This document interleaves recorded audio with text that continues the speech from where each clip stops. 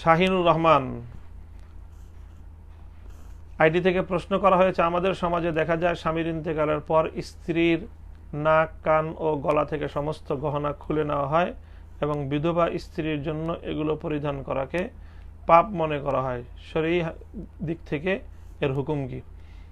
হ্যাঁ, স্বামীর ইন্তেকালের পর ইসলাম নারীদেরকে ইদ্দত পালন করতে বলেছে, শোক পালন করতে বলেছে। কোরআনে পাকের মধ্যে স্পষ্ট বলা হয়েছে, ওয়াল্লাযীনা ইউতাওয়াফাউনা মিনকুম ওয়া ইয়াযারুনা আযওয়াজান ইয়াতারাব্বাসনা বিআনফুসিহিন্না আরবাআতা আশহুরিন ওয়া আশরা, যে যখন কোনো স্বামী মারা যাবে স্ত্রীকে রেখে, তখন তার স্ত্রীকে 4 মাস 10 দিন পর্যন্ত শোক পালন করতে হবে, যদি স্ত্রী গর্ভবতী না হয়।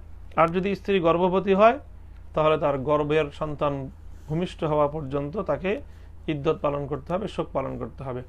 ইদ্দত পালন করাকালীন সময়ে তাকে সব ধরনের অলংকার এবং সাজসজ্জা, যে কোনো ধরনের সাজসজ্জা তাকে পরিহার করতে হবে। সুগন্ধি ইত্যাদি ব্যবহারকেও তাকে পরিহার করে চলতে হবে।